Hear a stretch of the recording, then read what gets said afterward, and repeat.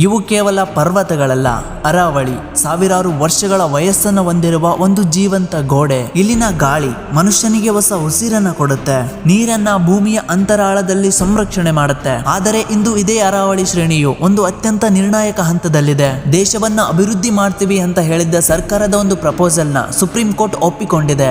ಇದರ ಪ್ರಕಾರ 100 ಮೀಟರ್ ಎತ್ತರವಿರುವ ಬೆಟ್ಟಗಳನ್ನ ಮಾತ್ರ ಅರಾವಳಿ ಅಂತ ಪರಿಗಣಿಸಲಾಗುತ್ತೆ.